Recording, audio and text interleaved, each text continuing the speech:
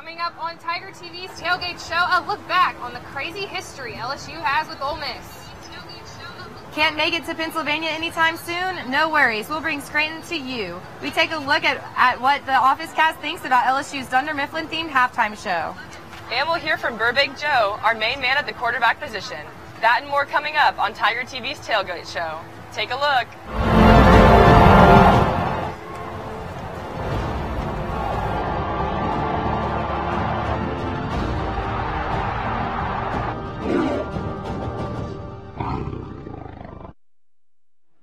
Everyone, we'd like to start our show giving our deepest condolences to the friends and family and loved ones of Wade Sims.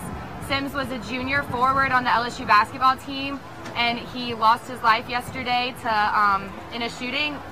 Recent developments have been made, and an arrest was made today of the shooter. And the 20-year-old Dayton Simpson of Baker, Louisiana, was arrested earlier this morning. He allegedly shot Sims around 12:30 a.m. Friday morning around Southern University, where Simpson was then transferred to a nearby hospital where Sims was transferred to a hospital where he then passed. Sims was a loved and valued member of the LSU basketball team and the entire LSU family. His loss is tragic, but we will honor and cherish the time that LSU was fortunate enough to spend with him. Yeah, and I got to spend a little bit of time with Sims last Wednesday for player interviews. And when you decide you want to be a sports reporter, you think about the buzzer beaters, you think about the walk-offs, the game-winning field goals. You don't think about having to cover the tragic death of an athlete that you talked to just 2 days prior. So this was a really hard one for us to cover. Take a look. We're going to surprise a whole bunch of people where we come out at in the league. We're just going to have a fun, exciting season this year. That was LSU junior forward Wade Sims on Wednesday, September 26, 2018, just 2 days before he was tragically shot and killed near Southern University on Friday morning. A press conference with athletic director Joe Oliva and head coach Will Wade was called on Friday morning, and with other LSU coaches and administration lining the walls, it was clear more than ever that the LSU family is banding together to mourn the loss of one of its brightest stars. It's been amazing just in the short time how everybody talks about LSU family and that sort of thing, but you can see that when things are tough and when things are hard. I've been doing this for over 40 years, and this may be the saddest day that I've ever experienced in my career. Now, it's still not clear what instigated the argument that led to the shooting. Baton Rouge police are still investigating. However, both Oliva and Coach Wade stressed that this will be a learning experience for all. This is your worst nightmare as a coach. This is what you worry about, at all times. And, there's problems everywhere. And so you just want to educate your guys as best as possible to stay away from those situations. This is a terrible experience for everyone, but at the end of the day, we need to make it a learning experience also. That that our athletes are out there and they have to be careful everywhere they go. So during this grieving process, it'll permeate the whole campus and not just our athletic teams. The team had workouts scheduled Friday morning at 6:30, but Coach Wade had to use that time to break the news of Sims' death to the team. There were counselors on hand to help any players grieve. Sims' former teammates continue to take to social media with tributes. Once again, we'd like to offer our condolences to the entire LSU community, Wade's family and friends and teammates during this time. Continue to stay with Tiger TV for any updates on this developing story. Yes, and as you can see, it's really bad weather behind us, so we're on standby. If there is lightning, we will have to pause the show, but stay with us. Coming up after the break, we'll take an interview with an Ole Miss student to see what it's like as a Rebel. Stay with us. Ever wondered why Ole Miss fans decorate their tailgates with corn dogs? Thanks for that, Katy Perry. We'll take a look into just why LSU fans smell like corn dogs. Stay with us. Madeline, thank you so much for joining us on this very wet and rainy day in Tiger Stadium. I told her, I was like, it never rains in Death Valley unless Ole Miss comes by, right? All right, so Madeline, tell me what it is like to be a daily reporter for the Ole Miss Rebels. I love Ole Miss. I think it's a great school to cover. There's always hype and buzz around the school, even in years where we aren't so good at football. I mean, there's so much history, and within the school and all the players and the coaches even too, like this year with Matt Luke. And so it's just really fun. There's always something new to cover. Yeah, I mean, speaking of Matt Luke, I mean, what's kind of the impression of him around the Ole Miss campus right now? He's definitely a fan favorite and a player favorite. Everyone loves him. His whole family's been at Ole Miss. He grew up watching his dad and brother play, and so he got to play too, and now being a coach for the team that he's grown up loving is great for him, and we all just support him so much because we know what he's doing and doing really well as a coach so far. Yeah, so what's kind of your expectations for the game? Besides the rain, what are you expecting to see from the Rebels and the Tigers today? I think the main thing today is just to keep the game close and not kind of such a blowout like we did against Alabama 2 weeks ago. I think just the key thing for us will be for our players to stay calm and score early and often, because we know the LSU team is going to be able to score a lot against our weak defense. Yeah, for sure. Do you have a game score prediction for us? I think LSU will probably win 42-13. Wow, that's bold to say.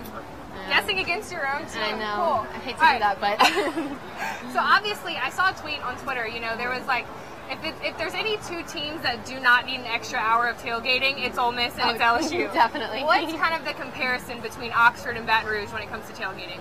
I think here in Baton Rouge, it's so much more spread out. Oxford, everything is right there in the grove. You walk 2 feet without, you can't walk 2 feet without seeing someone you don't know. And here, spread out among the whole campus, and it's just crazy. I mean, Ole Miss people would say it smells like corn dogs here, so a little different than the Grove. But have you had any Cajun food today yet? I haven't yet. No, looking forward to that later. You have about 2 hours before you got to go in. I can get in.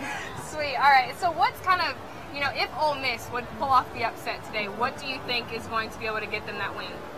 I think the main thing for our defense is to keep LSU out of the red zone. As we know, whenever they get there, they score no matter what.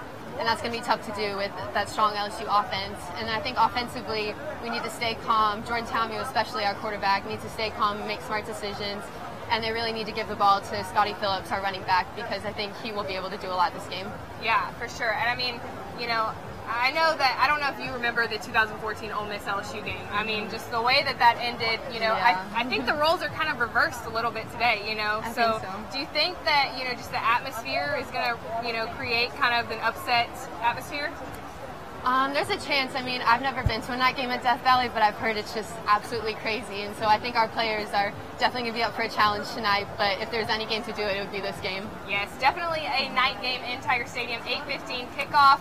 Thank you so much, Madeline, for joining us. Thanks for having me. Yes, of course. We'll be right back after the break. Welcome back to the show, and I can't believe we're already in week 5 of the season. I guess time really does fly by when you're having fun, and I know this LSU football team is having a lot of fun this season. What do you think, Kit? I totally agree. There's so much energy out here right now, and I can't even imagine what it's like in the stadium. Yeah, no doubt. And I mean, guys, y'all know, if you've watched any of my stuff, I mean, I'm all about consistency, and this team better have a lot of energy, and it better prove that it can be consistent this week. You know, you can kind of tell that the Tigers were a little off last week against Louisiana Tech after coming off that big Auburn win. But, you know, what I'm going to be looking for is for them to play like they're playing an SEC team, even if they're not, you know, as the weeks go by. Yeah, and I agree that Louisiana Tech game, like you said, was not as impressive as a lot of people wanted it to be for LSU, and including Coach O. So let's hear what he has to say. Last week, number one, we didn't rush the passer well. Number two, I think that we could have did some different things. We didn't win one-on-ones like we should have, but we need to put our guys in better position, and I believe we're going to do that this week. So Coach O talks about how important it is to win those one-on-ones, and Devin White mentioned earlier that that's what went wrong during the La Tech game. What do you think? How can they improve this game to make sure that doesn't happen again? Yeah, what I'm going to be looking for is, you know, for Joe Burrow and his wide receivers to have a lot more, you know, I guess, chemistry throughout the game, not just, you know, little sparks of, you know, long passes down the field, but I'm going to be looking for, you know, short slant routes. You know, yes, the deep ball's great, but we got to be more consistent moving up the field the entire time. Exactly. And I think it all really comes down to that third down execution. That's where we seem to be losing our spark. So as long as we can get that drive going, then we'll be golden. I agree. I think our defense needs to step up and play like they played against Auburn and Miami. And like you said, there were a lot of dropped passes by the receivers. And, you know, Joe Burrow did have some accurate throws, but they were just not completed. So that cannot happen against big games like Ole Miss and our upcoming games against Alabama. And so we really need to work on that. For sure. Because we know how good the chemistry is between Justin Jefferson and Joe Burrow. We've seen it before. We saw it with Miami. It just wasn't there last weekend, and I think it's because we came in with big heads, from that win, and this weekend it's another SEC game, so hopefully we'll come through. Yeah, for sure. Ensure your package. With transfers, many times. LSU's Joe Burrow is not only our local football hero, but Burrows still remains in the hearts of Ohio State football fans as well. The Ohio State University's signature O, engraved in their Block O student section, was changed to the Louisiana spelling of EAUX in honor of his success down in the Bayou. Joe Burrow's home state of Ohio is supporting him in all of his football endeavors, and there's no sense of bad blood with his transfer. Burrow is most definitely feeling the love. I didn't see it until today.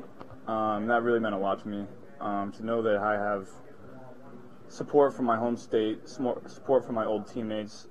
I have love for everybody there, and it feels good to have love from them too.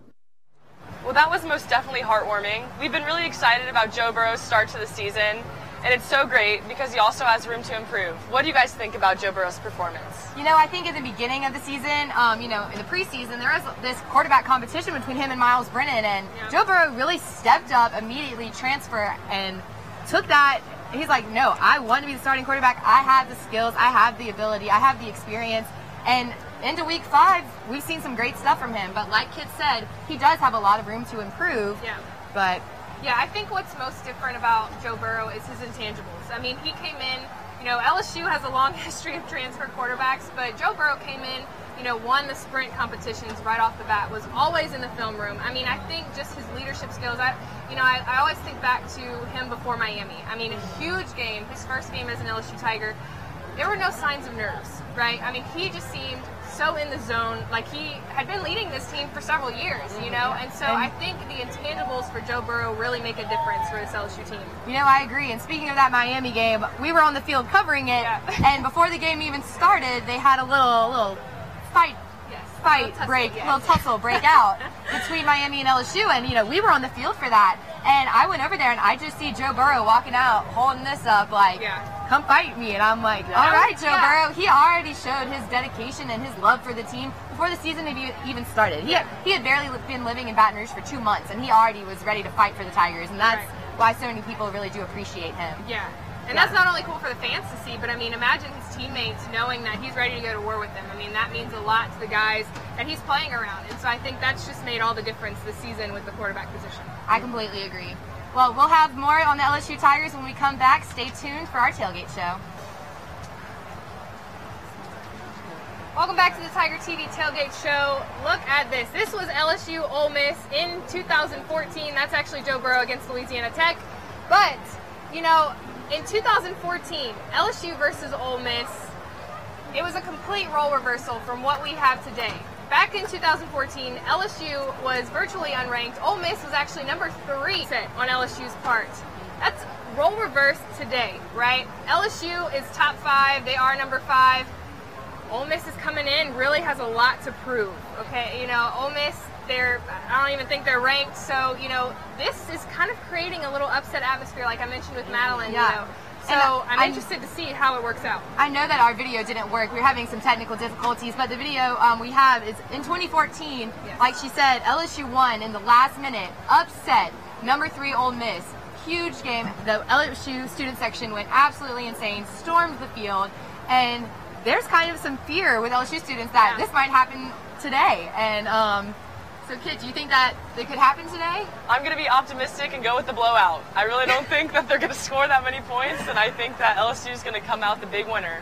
Yeah, and there's another game day, or college game day to be more specific, that made LSU famous, perhaps not in a good way. Here we see Katy Perry throwing corn dogs into the crowd when she was referring to LSU and LSU's love of corn dogs. Apparently this is a thing going around other colleges in the SEC, saying that LSU students love corn dogs and smell like corn dogs, and thanks to Katy Perry, we can't get rid of this reputation. So, what do you guys think about this corn dog reputation? I think Katy Perry started that out of nowhere. I've never smelled corn dogs. I've never seen corn dogs at a tailgate. I don't know where she got that from.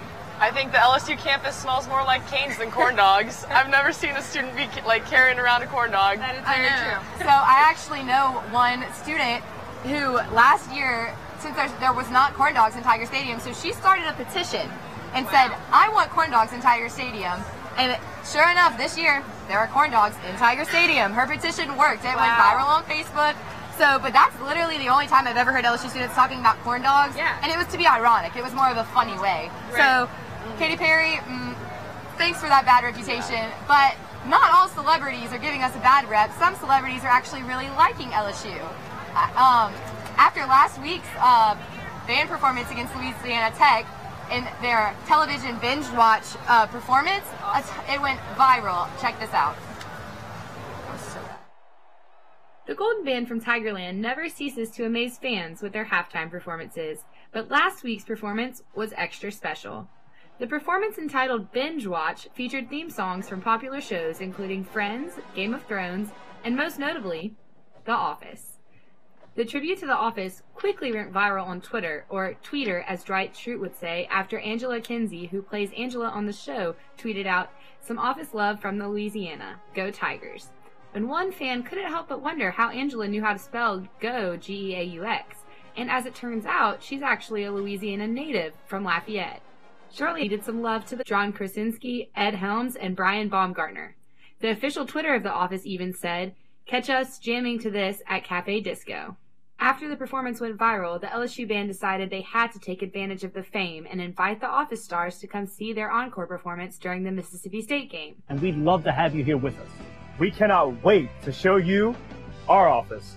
Go Tigers! Now, LSU fans are anxiously awaiting to see if their favorite characters will come see the show firsthand from the sidelines in Death Valley. But don't worry, they're only a little stitious.